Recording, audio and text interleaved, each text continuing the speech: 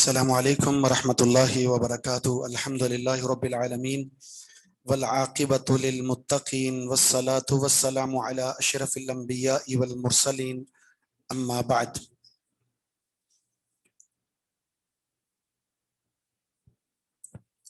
آپ قرآن پر یا اردو ترجمہ جو لکھا ہوا ہے اس سے اگر نظر ہٹا کر یہ بتا دیں دار البوار کس کو کہتے ہیں تو اچھا ہو جائے گا.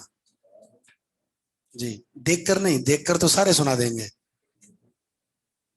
جس نے نہیں پڑھا ہوگا نا ایک دفعہ بھی، وہ بھی ترجمہ دیکھ کے بتا دے گا. بے چینی، دار البوار. جی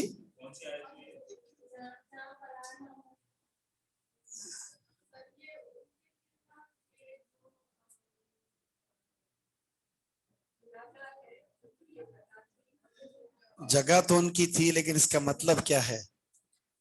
دار کس کو کہتے ہیں اردو میں؟ عربی میں گھر کو. بوار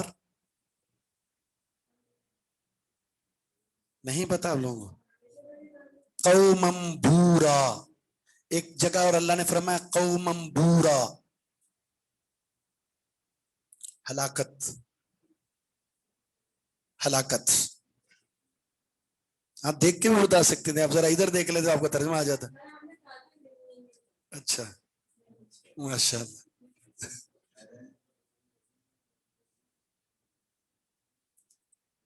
احلو، یہ آن لائن والوں کو بھی میں نے یہی کہا کہ دیکھنا نہیں ہے. احلو کا معنی کیا ہے؟ احلو قومہم، نہیں ہا حلوے والا ہے، حلوہ پوڑی نہیں ہوتا وہ والا. احلو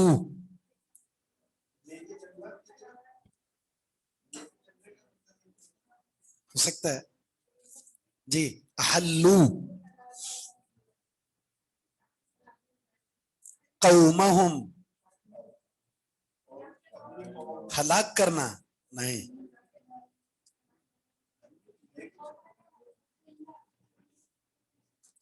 اتار دیا،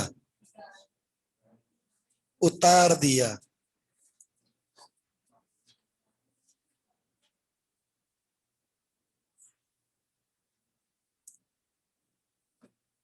مسیرکم، مسیر، مسیرکم تمہارا ٹھکانہ. ٹھیک ہے.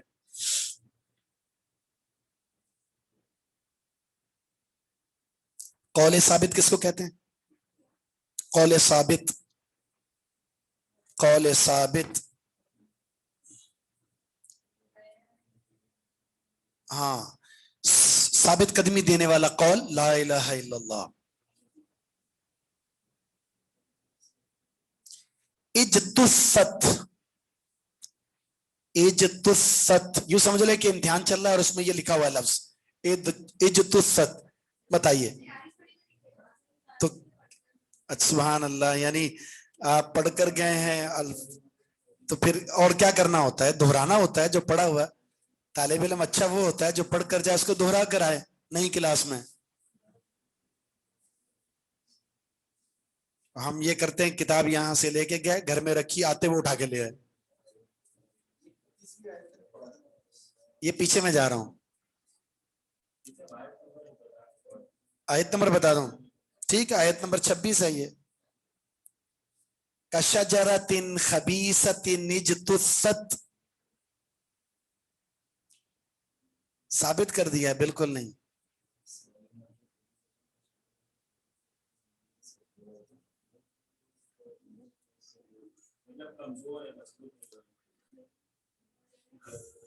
اکھاڑ لیا جاتا ہے اس کو، اکھاڑ لیا جاتا ہے اس کو.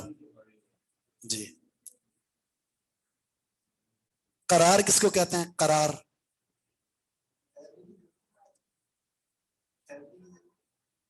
قرار ما لہا من قرار. چین نہیں، درخت کو، درخت کا ذکر ہو رہا ہے. ہاں مضبوطی کہہ لیں. ہاں یہاں مراد قرار کا مطلب ہے کسی چیز کا ثبات، مضبوطی سے ٹھہرنا.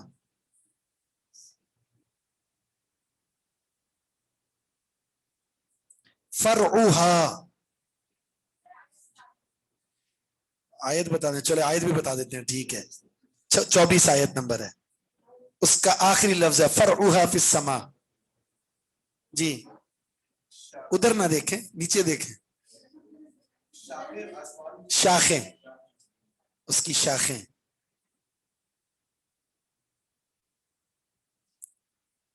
اکولہا تؤتی اکولہا، کھاؤ. کھانے کے علاوہ اور کچھ ہے؟ اکل تؤتی اکولہا، پھل، اپنا پھل. وہ درخت دیتا ہے اپنا پھل، اکل پھل.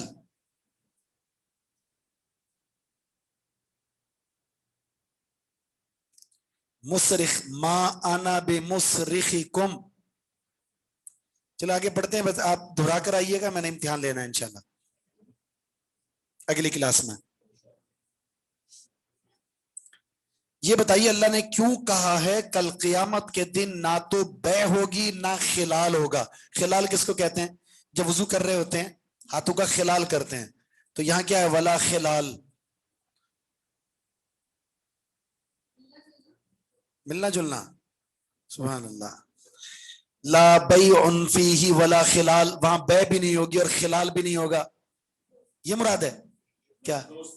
خلیل سے ہے یہ، خلیل. خلال خلیل سے، اور خلیل کس کو کہتے ہیں؟ دوست کو. چلو اللہ نے یہ خبر دی ہے کل قیامت کے دن کاروبار بھی نہیں ہوگا، دوستیاں بھی نہیں ہوگی. یہ خبر کیوں دی ہے مجھے اور آپ کو؟ جی ہاں، یہاں دنیا میں کام آتے ہیں آپ کے کاروبار اور آپ کی دوستیاں. تو وہاں کاروبار بھی نہیں ہوگا، دوستیاں بھی نہیں ہوں گی، کام کہاں سے آئیں گی؟ تو اس کا معنی یہ ہے کہ وہاں آپ کو درم و دینار نہیں لانے کہ کاروبار کر سکیں. وہاں کوئی تعلقات نہیں لانے آپ کو کہ آپ کے کام آ سکیں. وہاں کیا لانا ہے؟ اعمال. اور اعمال کا سودا نہیں ہوگا. مثلا آپ پھنس گئے، مجھ سے کاروبار کر لیں، میں آپ کو عمل بیچ دوں، عمل نہیں بکے گا. کاروبار نہیں، عمل نہیں بکے گا وہاں پر. تو ہر ایک کا عمل ہی اس کو سرخرو کرے گا. قرآن میں موجود ہے نا کہ رشتہ دار کیوں بھاگیں گے؟ ماں باپ، بیوی، بچے کیوں بھاگیں گے؟ کوئی عمل نہ مانگ رہے. اور اللہ نے فرمایا اس کی بے ہوگی نہیں. کوئی کسی کو کچھ دے کر نفع حاصل کر لے، ایسا نہیں ہوگا.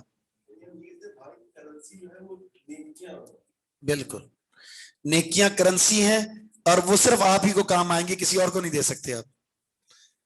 قرآن میں موجود ہے وَاتَّقُوا يَوْمًا لَا تَجْزِي نَفْسٌ عَن نَفْسٍ شَيْئًا وَلَا يُقْبَلُ مِنْهَا شَفَاعَةٌ وَلَا يُؤْخَذُ مِنْهَا عَدْلٌ وَلَا تَنْفَعُهَا شَفَاعَةٌ. سبحان اللہ، کیسی خوبصورت بات ہے. کسی نفس کو کوئی نفس فائدہ نہیں دے گا، نہ فدیہ قبول ہوگا، نہ سفارش قبول ہوگی، نہ کوئی دوستی کام آئے گی. فَالْيَوْمْ لَا يُؤْخَذُ مِنْكُمْ فِدْيَةٌ، فدیہ قبول نہیں کیا جائے گا. حتیٰ کہ قرآن میں یہاں تک موجود ہے ایک انسان جہنم کے عذاب سے بچنے کے لیے زمین بھر کے خزانے لے آئے، اللہ فرمائے قبول نہیں ہوگا. فَلَنْ يُقْبَلَ مِنْهُ مِلْءُ الْأَرْضِ ذَهَبًا. کرنا ہے نا تو عمل ہی کرنے ہیں آپ نے بس. وہاں اللہ کوئی پیسے ویسے نہیں لے گا. یہاں آپ کاروبار کر کے پیسہ بنا کر کسی کو دے کر خرید سکتے ہو، ایسا وہاں نہیں ہوگا. وہاں کیا ہوگا؟ دنیا میں دو چیزیں ہیں، آپ کی تجارت اور آپ کی دوستیاں عدل و انصاف کی دھجیاں بکھیر دیتی ہیں، ہے نا. دوستی کام ہوگی، قاضی کو دکھایا کہ میں ہوں، قاضی نے آپ سے دوستی ہے تو لہذا اس نے فیصلہ تبدیل کر دیا. اللہ کے ہاں نہ کسی کی دوستی کام آئے گی، نہ اللہ کے ہاں کسی کی کوئی سفارش کام آئے گی، نہ دنیا کی اس کی تجارتیں کام آئیں گی.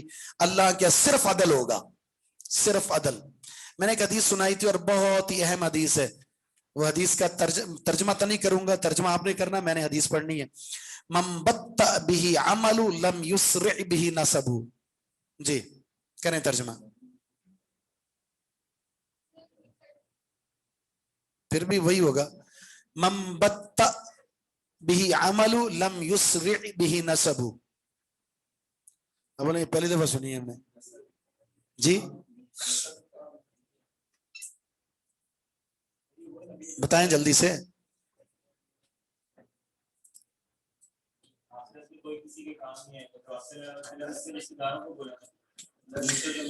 جس کے عمل نے جس کو سست کر دیا اس کا نسب اس کو تیز نہیں کرے گا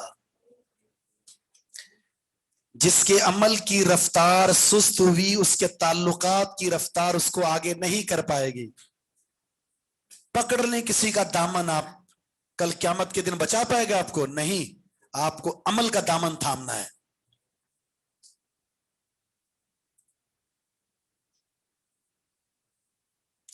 میں نے اقامت صلاۃ کی 4 صورتیں بتائی تھی اگر وہ ہوں گی تو نماز اقامت صلاۃ کے زمرے میں آئے گی تو آپ بتائیں ذرا اور چھت پہ پڑھنا ہے جماعت کے ساتھ پڑھنا ہے ٹھیک ہے جی ہاں صحیح ہے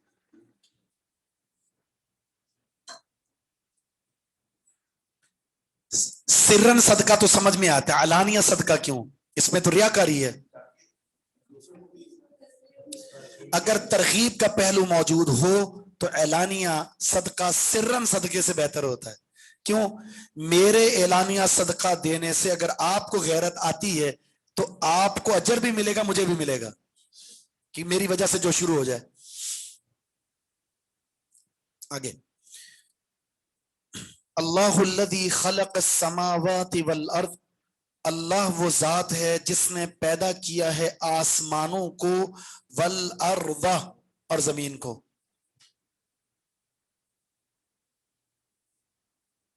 4 صورتیں کون سی ہیں وہ کوئی لکھ ڈالے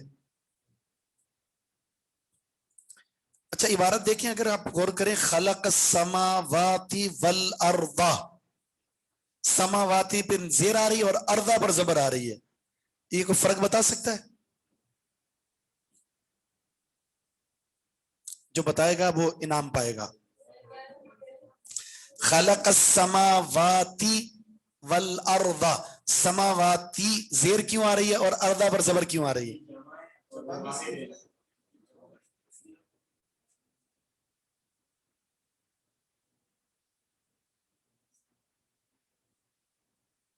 یہ تو سب کو پتا ہے سماوات جمع ہے اور ارضا واحد ہے سب کو پتا ہے وجہ اعراب بتائیں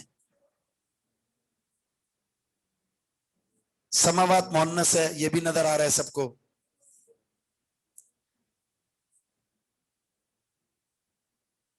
ارضا مفعول ہے ٹھیک ہے سماوات بھی مفعول ہے اس پر زیر ہے اور اس پر زبر ہے کیوں ہے دونوں مفعول ٹھیک ہے مفعول پر زبر آتی ہے تو سماوات پر زیر کیوں آ رہی ہے اس پر زبر کیوں آ رہی ہے جمع مکسر نہیں ہے جمع مؤنث ہے یہ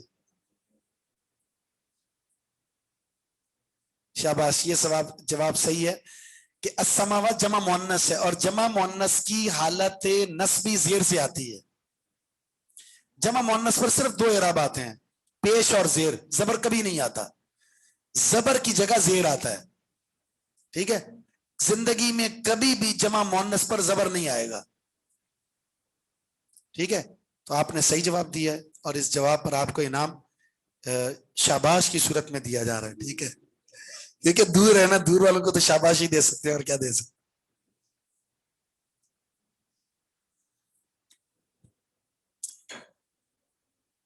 آن سائڈ والے جواب نہ دیں تو بہتر ہے آن لائن والے دیا کریں بھئی یہ فاطمہ تو زہرا نے صحیح جواب دیا نا اگر یہی جواب کسی اور نے تو ان کو بھی شاباش ہے تو اللہ وہ ذات ہے جس نے پیدا کیا ہے آسمانوں کو اور زمین کو یہاں سے جو سلسلہ شروع ہو رہا ہے وہ اللہ اپنے انعامات گنوا رہا ہے انعامات اے بندو میں نے تم پر کیا کیا انعامات کر رکھے ہیں ذرا شمار تو کرو اللہ وہ ذات ہے جس نے پیدا کیا آسمانوں کو زمین کو وَأَنزَلَ ترجمہ کریں اس کے وَأَنزَلَ اور اس نے نازل کیا من السماء آسمان سے ماءً پانی فَأَخْرَجَ اس نے نکالا بھی ساتھ اس کے نہ کریں اس کے ذریعے کس کے ذریعے؟ اس پانی کے ذریعے. جو ہا ضمیر لوٹ رہی وہ پانی کی طرف لوٹ رہی, ماں کی طرف. نکالا اس نے اس کے ذریعے, یعنی اس پانی کے ذریعے. کیا نکالا؟ من الثمرات, پھلوں سے, پھلوں سے. رزق لکم, تمہارے لیے. یعنی اس پانی کے ذریعے پھل اگائے اور ان پھلوں کو تمہارے لیے کیا بنایا؟ رزق.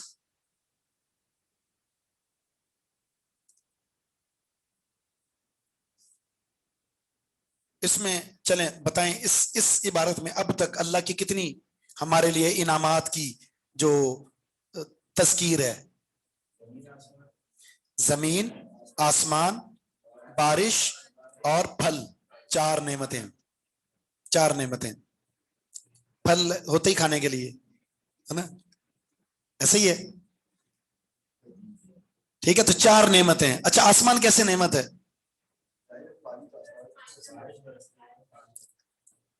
نہیں, بارش تو ہمیشہ نہیں برستی.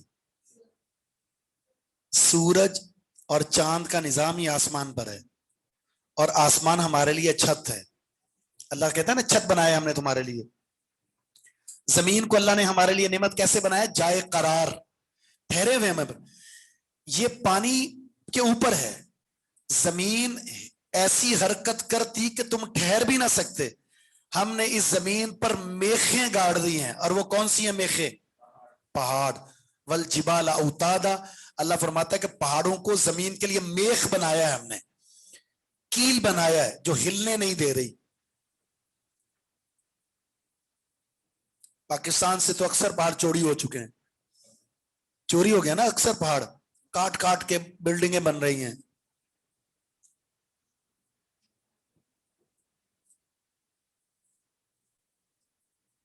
وَسَخَّرَ لَكُمْ, اور مسخر کر دیا تمہارے لیے, الفلک, کشتیوں کو.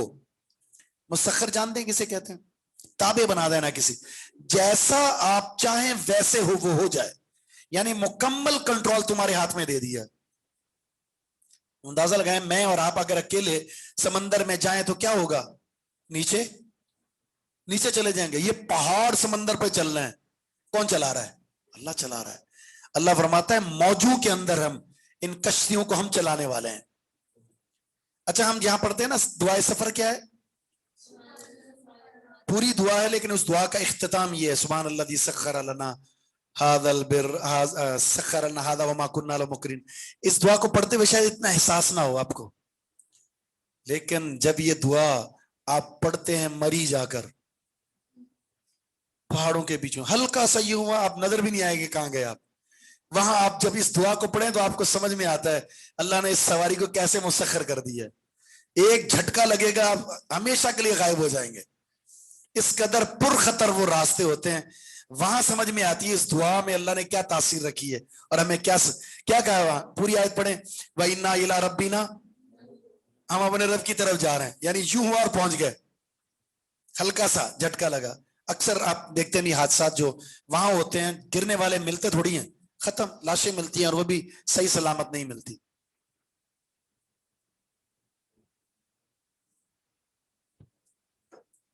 الفلک, اس کا ترجمہ کیا کیا ہم نے؟ کشتی یا کشتیاں. اچھا فل کی جو جمع بتائے گا اس کو بھی انعام ملے گا. پھر جمع کیا ہے اس کی؟ جی, تو اس کی واحد کیا ہے؟ اس کی واحد نہیں ہے. تو جواب یہ ہے فلک واحد بھی ہے اور فلک جمع بھی ہے, لیکن اس کا واحد ہونا تب ہے جب یہ کفلن کے وزن پر ہو. یعنی فلکن بر وزن کفلن, ٹھیک ہے, تو یہ واحد ہوگا. وزن بتائیں گے نا بھی, یہ فلکن کس کے وزن پر ہے, آپ بولیں گے کفلن کے وزن پر ہے, تو یہ واحد ہے. اور جب ہم کہیں گے فلکن بمعنی اسدن, تو یہ جمع کے معنی میں ہوگا. اور اسد کہتے ہیں اسد کی جمع اسد, اسدن شیر. تو یہ صرف اپنے موضوع لہو کے اعتبار سے اپنا معنی دے گا یہ, ٹھیک ہے. اگر اس کا معنی کشتی کریں گے تو یعنی یہ کفلون کے وزن پر ہے, اور اگر کشتیاں کریں گے تو پھر یہ کس وزن پر ہوگا؟ اس دن کے وزن پر. یہ فرق ہے.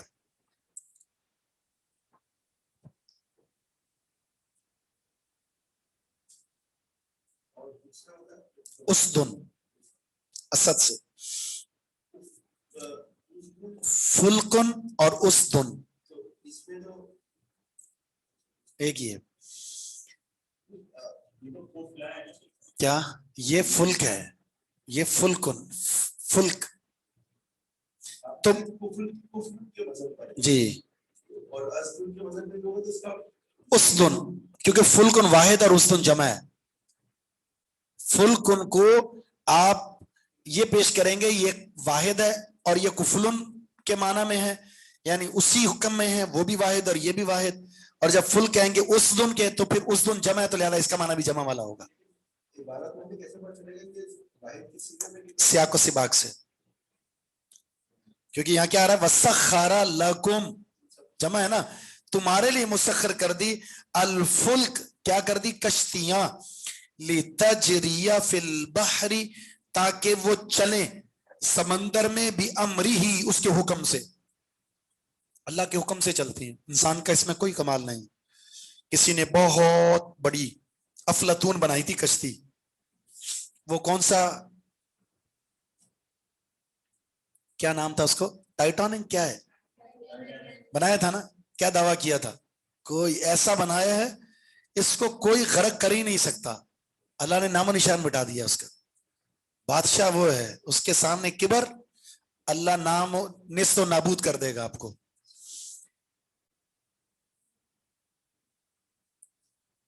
وَسَخَّرَ لَكُمُ الْأَنْهَارَ اور اس نے مسخر کر دی تمہارے لیے نہریں. انہار کس کی جمع ہے؟ نہر ان کی.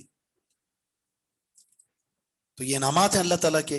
وَسَخَّرَ لَكُمُ الشَّمْسَ وَالْقَمَرَ اور اس نے مسخر کر دیا ہے تمہارے لیے سورج اور چاند. دائبین باری باری چلتے ہیں وہ، دائبین. دابا منا چلنے والے، منا برابر چلتے ہیں وہ، برابر برابر چلتے ہیں وہ. دائبین یہ تسنیہ کا صیغہ ہے نا. اور دابا کسے کہتے ہیں؟ دابا چپ چلنے والے جانور کو کہتے ہیں. ما یدب علی الارض جو زمین پر چلے وہ دابا ہے. اور عمومی طور پر دابا کا اطلاق ہوتا ہے جو 4 ٹائر پر چلتا ہو، یعنی جس کی 4 ٹانگیں ہوں. ٹھیک ہے. تو یہاں دائی بین کا معنی ہے برابر چلنے والے.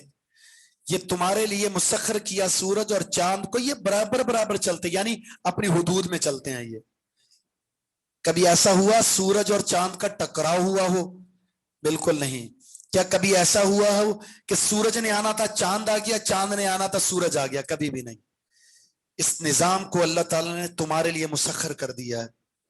اچھا، مسخر کا معنی ہوتا ہے تابع. تو سورج اور چاند ہمارے تابع کیسے؟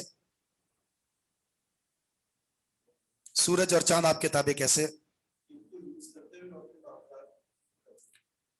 ہمارے تابع ایسے، ہمیں پتا ہے کہ ہم نے صبح 7 بجے اٹھنا ہے، 7 بجے سورج نکلا ہوا ہوگا، دن کی روشنی میں ہم نے یہ کام کرنا ہے، اور رات کی تاریکی میں چاند نکلے گا، اور رات کی تاریکی سونے کی، اور سونے کے لیے سکون چاہیے، موسم پرسکون چاہیے، اور چاند سے وہ موسم پرسکون ہو جاتا ہے. دن کے اجالے میں آپ نے فصلیں پکانی ہیں، آپ کے پھل پکنے ہیں، اس کے لیے ضروری ہے سورج کی تپش. اللہ نے وہ تپش مہیا کر دی. دن میں آپ کو کام کاج کرنے، آپ کو روشنی چاہیے، اللہ نے اسے روشن بنا دی ہے. اس لیے کہتے ہیں کہ جب سورج اور چاند کا نظام اللہ نے ہمارے بنایا تو اس کے نظام کے مطابق زندگی گزارنی چاہیے. دن کو کام کریں، رات کو سو جائیں. ہمارے یہاں دن سوتے ہیں اور رات کو کام کرتے ہیں. نظام کے اور فطرت کے خلاف چلیں گے تو آپ کو وہ لطف اندوز ہونے کا موقع نہیں ملے گا. ایک ساتھی آج پوچھ رہا تھا کہ کیا کروں، مجھے نیند بہت آتی ہے، گاڑی چلاتا ہوں تو بھی سوتا رہتا ہوں. تو میں نے پوچھا کہ آپ کے سونے کا ٹائم کیا؟ کہتے فجر کی نماز پڑھ کر سوتا ہوں، اس سے پہلے نہیں، کام کرتا ہوں. تو میں نے کہا آپ کو دوائی کی ضرورت نہیں ہے، رات کو سونے کی ضرورت ہے. دن میں جتنا بھی سو لیں، جو رات کی نیند کا سکون ہے وہ دن بھر سو کر بھی حاصل نہیں ہو سکتا.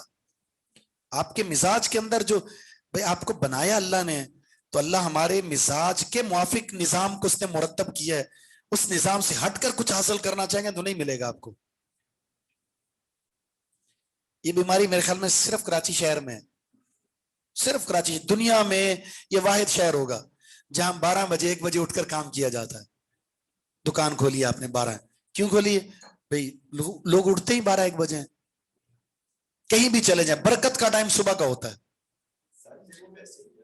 جی سب انگریز اس پالیسی کو اختیار کیے ہوئے، شام کو نہیں کرتے، شام کو نہیں کرتے. ہم رٹ لگائی ہوئی ہوتے، ہم نے رات 1 بجے تک کاروبار کھولنے کی اجازت دی جائے. اصول یہ ہونا چاہیے کہ فجر کے بعد کاروبار کھلوایا جائے.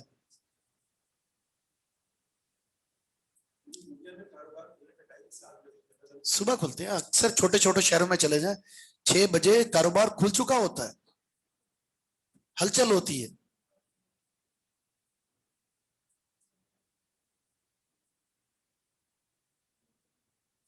بہت ہیں لوگ. لاہوریوں کو پھر وہ کراچی کی نظر لگ گئی ہوگی نا، اگر ایسا کام شروع کر دیا میں نے. بلکہ اللہ تعالیٰ نے ایک جگہ یہ ذکر فرمایا غالباً سورہ عنکبوت میں کہ اللہ نے رات تمہارے نیند کے لیے بنائی ہے اور دن رزق کو تلاش کرنے کے لیے بنایا ہے. برکت بھی اسی نظام میں ہے. آپ کا فرمان ہے رسول اللہ صلی اللہ علیہ وسلم کا کہ دن کے اوقات میں اللہ نے برکت رکھ دی ہے. برکت والے وقت میں آپ سو رہے ہیں، اور جو وقت برکت والے نے اس میں کام کریں گے تو پھر کہتے ہیں برکت نہیں ہے. کہاں سے آئے گی برکت؟ برکت تو آپ نے نیند میں روانہ کر دی ہے.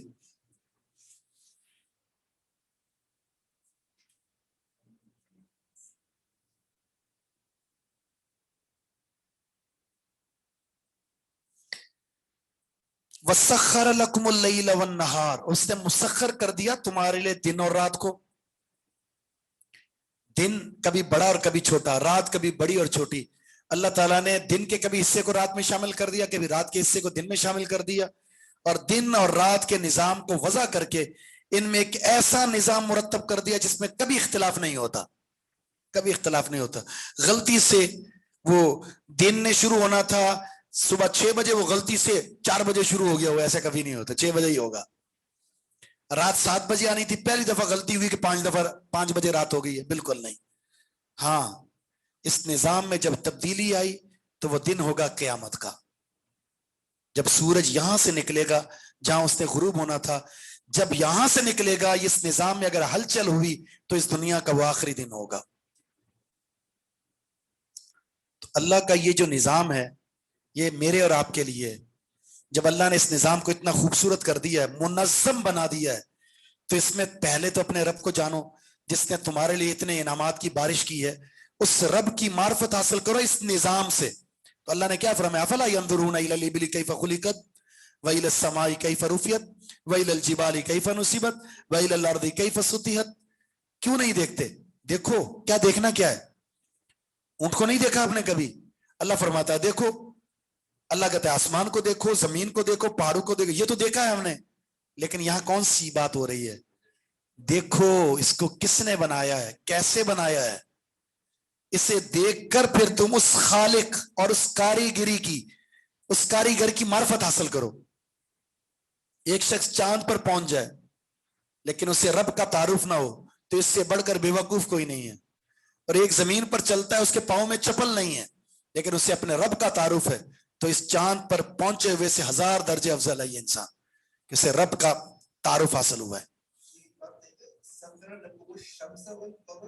اور سمن اللیل والنہار، اس میں کیا فرق ہے؟ مطلب ہم یہ نہیں بتایا کہ ہم سورج اور چاند کو کے مطابق اپنے معاملات کرتے ہیں، وہی کام رات اور دن کے معاملات میں ہوتا ہے. مطلب سورج اور چاند اور دن اور رات، ٹھیک ہے، دو الگ الگ نعمتیں ہیں. سورج الگ نعمت، دن الگ نعمت، چاند الگ نعمت اور رات الگ نعمت. تو اللہ نے الگ الگ انعامات گنوائے ہیں. ٹھیک ہے، سورج اگر نہ ہو، دن ہو، کتنے علاقے ایسے ہیں جہاں سورج نہیں نکلتا، دن ہونے کے باوجود روشنی نہیں ہے. اور اگر چاند نہ ہو تو اندھیرا ہوتا ہے، اور چاند کی چاندنی کی وجہ سے رات کتنی حسین لگتی ہے. یہ بھی اللہ کی نعمت ہے. تو اللہ نے یہاں پر انعامات کو اضافی طور پر ذکر کیا ہے. حالانکہ جب سورج کا ذکر کیا تو دن آ گیا تھا، رات کا ذکر کیا تھا تو چاند کا ذکر کیا تو رات آ گئی. لیکن الگ سے اللہ تعالیٰ نے سورج اور چاند کو ذکر کر کے یہ نظام الاوقات کو بھی بیان کیا ہے. نظام الاوقات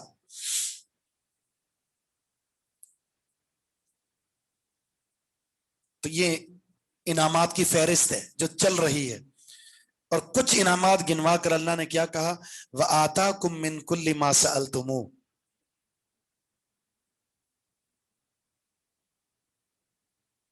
تمہیں عطا کیا اس نے ہر وہ چیز جو تم نے اس سے مانگی ہے. اس کے دو ترجمے، ایک ترجمہ یہ ہے، نہیں یہ سألہ فعل ہے، سألہ فعل.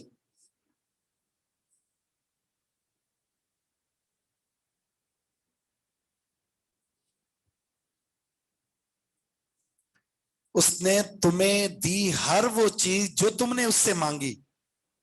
اچھا دوسرا ترجمہ کیا ہے؟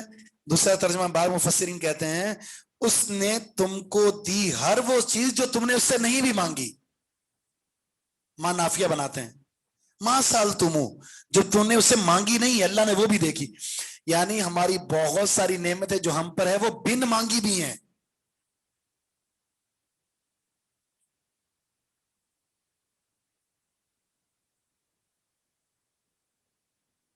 اس میں سب سے بڑی نعمت اللہ تعالیٰ نے مجھے انسان بنایا، اشرف بنایا. اللہ چاہتا جن بنا سکتا تھا، ہے نا، اگرچہ عادات کی وجہ سے وہ جن بن جاتا ہے، شیطانی عادات، لیکن اللہ نے تخلیقاً مجھے انسان بنایا، یہ شرف ہے میرے لیے. دوسری بات ہے اللہ تعالیٰ نے مجھے صحت عطا فرمائی ہے، میں نے مانگی تھوڑی ہے، اور یہ نعمت مجھ پر ہے تو اس لیے مجھے اس کی قدر بھی نہیں ہے. ورنہ بہت سارے پیدا ہونے والے ایسے لوگ بھی ہیں بیچاروں کی نظریں نہیں ہوتی، سماعت نہیں ہوتی، نہ وہ بول سکتے ہیں، نہ وہ سن سکتے ہیں، نہ وہ دیکھ سکتے ہیں، اور اللہ نے مجھے صحیح سلامت پیدا کیا تو یہ بہت بڑی نعمت ہے. اس لیے کہتے ہیں نا صرف اللہ سے اولاد نہ مانگے، اللہ سے صحت والی اولاد مانگے. ورنہ اولاد پیدا ہونے کے بعد اگر وہ صحت مند نہیں ہے تو ماں باپ کے لیے ساری زندگی کا ایک امتحان ہوتا ہے. اس کے سامنے اس کا بچہ معذور ہے، کچھ نہیں کر سکتا، وہ دیکھتا نہیں، وہ سنتا نہیں، وہ بول نہیں سکتا. یہ بہت سارے انعامات اللہ تعالیٰ نے مجھ پر کیے ہیں، یہ میں نے مانگے نہیں ہیں اس سے. اللہ کو بندے سے محبت ہے نا، اس بندے کو یہ ضرورت اللہ نے عطا فرما دی. پھر آگے اللہ نے کچھ انعامات ذکر کرنے کے بعد فرمایا وَإِن تَعُدُّوا نِعْمَتَ اللَّهِ، اگر تم اللہ کی نعمتوں کو شمار کرو، لا تحصوها، تم اس کا احصاء کر ہی نہیں سکتے، شمار کر ہی نہیں سکتے اس کو.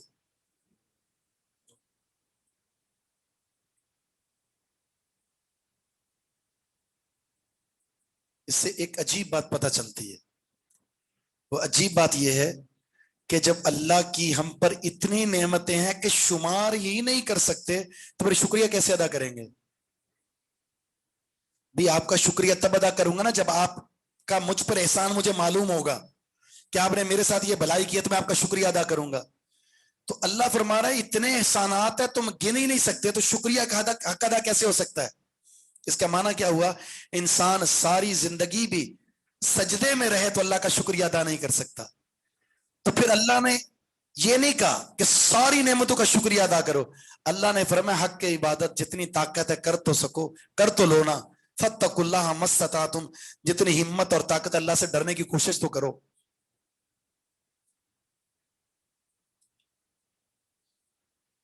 لیکن انسان، ان الانسان لظلوم کفار، یقیناً انسان بہت بڑا ظالم اور ناشکرا ہے. اللہ تعالیٰ کی اتنی نعمتوں کے باوجود بھی یہ انسان اپنی رب کی معرفت سے آشنا نہیں ہے. یہ اتنی نعمتوں سے مستفید ہونے والا انسان اپنے رب کے وجود کا منکر بن گیا. اتنی نعمتوں کے باوجود اپنے رب کے وجود پر شک و شبہ میں مبتلا ہو چکا ہے، بلکہ لوگوں کو شکوک اور شبہات میں مبتلا کر رہا ہے. یہ کون انسان ہے؟ جس انسان نے اپنے رب کے اتنے احسانات کو اپنے جسم کے ساتھ لگا رکھا ہے. بلکہ اللہ تعالیٰ نے کیا فرمایا؟ जअल लकुमुस समअ वल अबसारा वल अफीदा कलीलन मा तशकुरून। उसने 3 नेमतें जिक्र की हैं। उसने तुम्हारे लिए समाद बनाई है, तुम सुनते हो, तुम्हारे लिए आंखें बनाई है, तुम देखते हो, तुम्हारे लिए दिल बनाया, तुम गौर फिक्र करते हो, लेकिन शुक्रगुजार बहुत कम है। 3 नेमतें जिक्र की हैं। सारी जिंदगी अगर दिल की सेहतमंदी की भी शुक्रिया अदा करने की कोशिश शुरू कर दें तो नहीं होगी। इतने बड़ी नेमत। सांस की देख लें, हम बड़ी आसानी से सांस बाहर भी निकाल रहे हैं और अंदर भी ले रहे हैं, और इस बीमारी में जो लोग मुब्तला हैं, रोजाना लाख रुपए खर्च कर रहे हैं, फिर भी वो सांस तकलीफ से ले रहे हैं, तो अंदाजा लगाएं कितनी बड़ी नेमत है। सारी जिंदगी शुक्रिया अदा करें तो ये लाखों रोजाना बच रहे हैं, रोजाना बच रहे हैं लाखों। लेकिन जब कहा जाए कि अल्लाह की राह में दे दो तो मौत आती है, और अगर फंस जाए हॉस्पिटल में तो फिर आप अपनी जायदाद बेचकर भी अपनी जिंदगी को बचाने के लिए वो हॉस्पिटल में दे रहे होते हैं। लेकिन जब अल्लाह कह रहा होता है फर्ज सदका या नफली सदका करो, तो उसमें हम हिचकिचाहट का शिकार होते हैं। ऐसे नहीं निकलेगा तो फिर ऐसे निकलेगा, निकालना है उसने।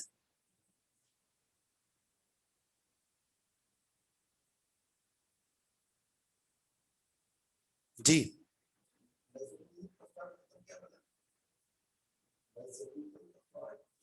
बहुत ही जालिम और बहुत ही नाशुक्रा है। यहां जालिम का माना बहुत नाइंसाफी करने वाला है, क्योंकि जालिम किसको कहते हैं? जो हक ना दे। अल्लाह फरमाता है इतने इनामात तेरे लिए हैं, ये सारी नेमतें मैंने तेरे लिए पैदा की हैं, और जो तूने नहीं मांगा मैंने वो भी दे दिया। लेकिन ये इंसान तो इतना नाइंसाफी करता है कि उसकी कदर ही नहीं कर सका। तू वमा कदरुल्लाह हक का कदरी, लोगों ने उसकी कदर का हक ही अदा नहीं किया, जिस तरह कदर करनी चाहिए नहीं की।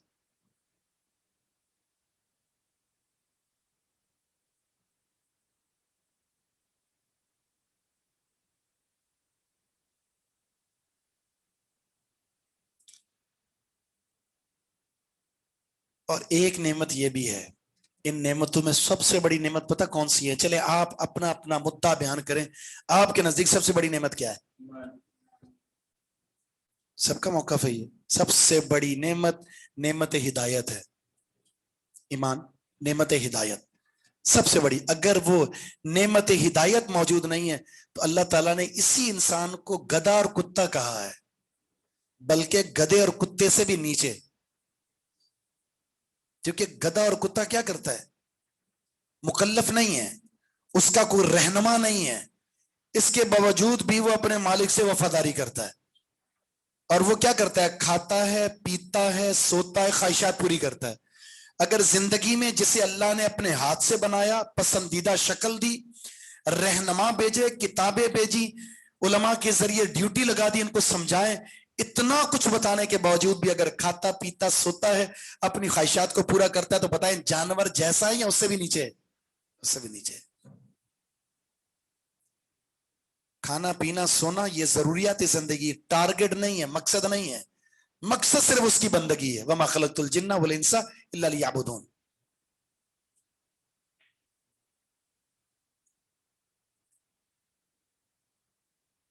सूरह अहज़ाब की सेकंड लास्ट आयत है ना, इन्ना अरदनल अमानत अला समावाति वल अर्दि वल जिबाल।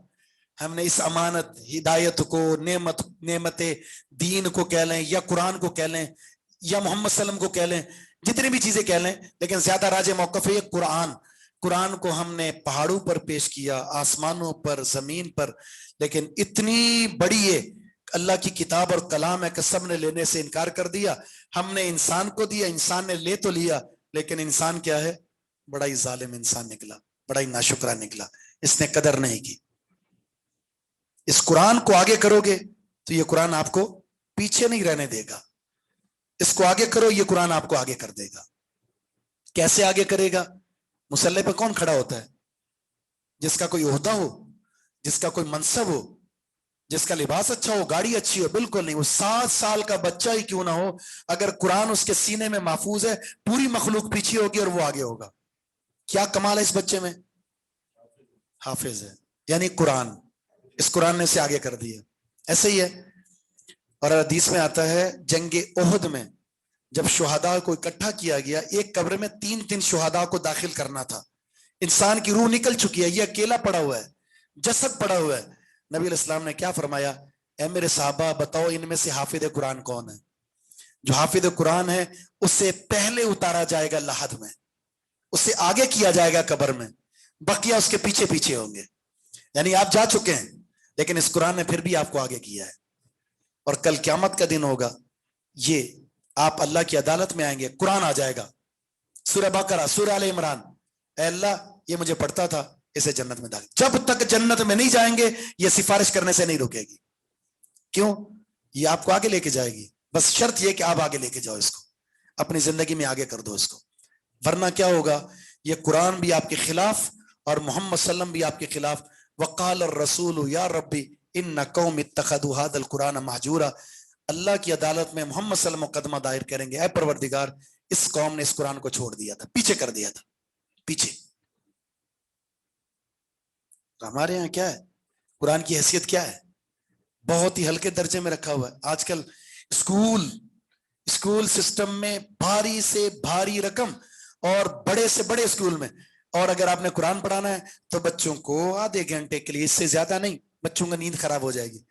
कुरान पढ़ाने के लिए फजर से उठाएंगे और शाम तक, उसके बाद फिर शाम भर भी आपने टीचर लगाने उसके पीछे कि इसके दिमाग में अंग्रेजी और फलां ठोस दो, लेकिन इसके सीने में कुरान या कुरान का फाहम ना आए, बस हल्का सा नूरानी कायदा आ जाए और जेर जबर कुरान की आ जाए और पढ़ना आ जाए बस।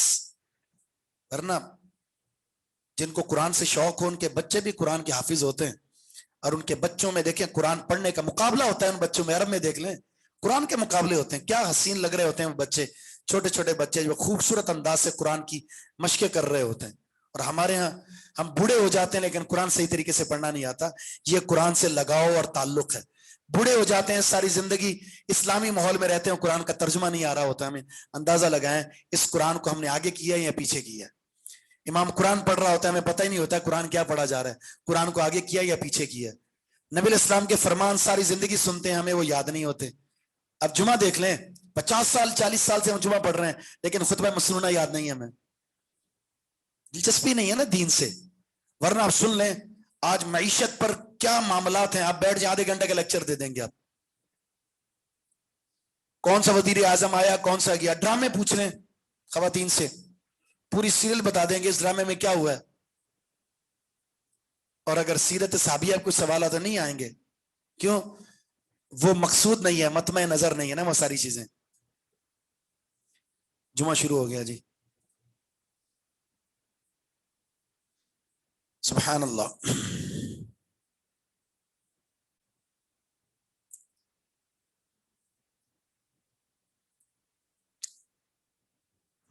थक गए पढ़ पढ़ के आप लोग।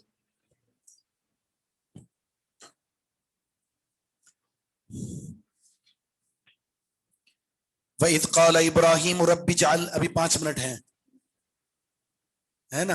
आप कुरान बंद कर रहे हैं, जाना है क्या? अच्छा सुभान अल्लाह, अच्छा दुआ नहीं पड़ी थी मैं, अल्हम्दुलिल्लाह सुभान अल्लाह। सुभान अल्लाह का मतलब आप ये समझें कि शायद छुट्टी हो गई।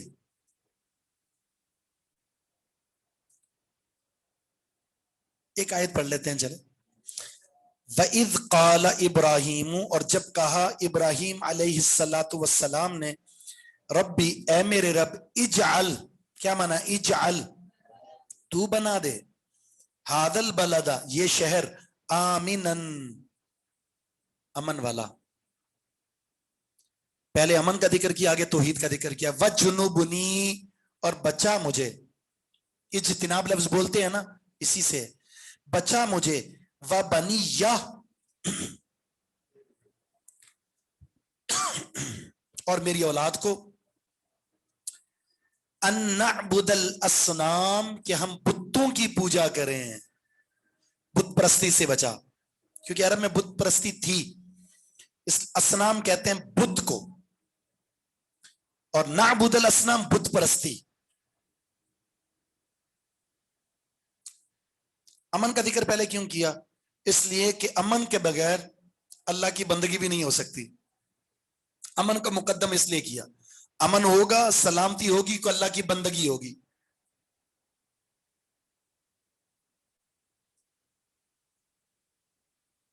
अच्छा, बाज आयात में कुरान में अमन और इबादत यानी तौहीद और अमन दोनों लाजिम और मलजूम करार दी है। अगर तौहीद होगी तो अमन होगा, तौहीद नहीं है तो अमन नहीं है। मसलन सबसे बड़ी मशहूर आयत है अल्लज़ीना आमनू वलम यल्बिसू ईमानहुम बिजुल्मिन उलाइका लहुमुल अमनु व हुम मुहतदून। जो ईमान लाए और उनके ईमान में शिरक ना हो तो अल्लाह फरमाता अमन भी इनके लिए और हिदायत भी इनके लिए। एक और जगह में अल्लाह ने फरमाया वला युबद्दिलन्नहुम मिन बादि खौफिम अमना यअबुदूननी वला युशरिकून बि शैया। मैं इनके खौफ को अमन में तब्दील कर दूंगा, शर्त यह है कि ये मेरी इबादत करें, मेरे साथ शिरक ना करें। शिरक के जब तक अड्डे कायम है अमन नहीं आ सकता, सारी जिंदगी भी कोशिश कर लें। इन शिरक के अड्डों को खत्म कर दें, अल्लाह की बंदगी को शुरू कर दें, अल्लाह की तौहीद के नारे बुलंद करना शुरू कर दें। आपके शहरों में अमन और सलामती का अता करना यह अल्लाह ताला का हक है जो अल्लाह ने अपने जिम्मे ले रखा है। सऊदी अरब को देख लें, तौहीद का गहवारा है, तौहीद का मरकज है, वहां अमन और सलामती कैसे, रातों को भी निकले सुकून और सलामती है वहां पर।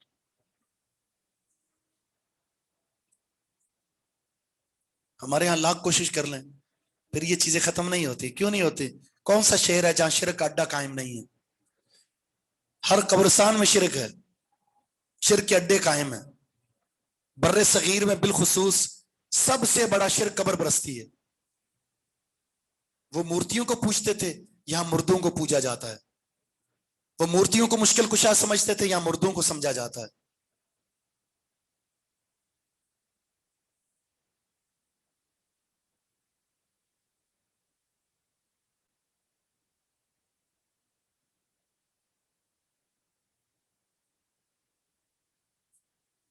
जी अमन, ये कह सकते हैं अमन जो है अल्लाह की इबादत का एक बेहतरीन सबब है, जरिया है।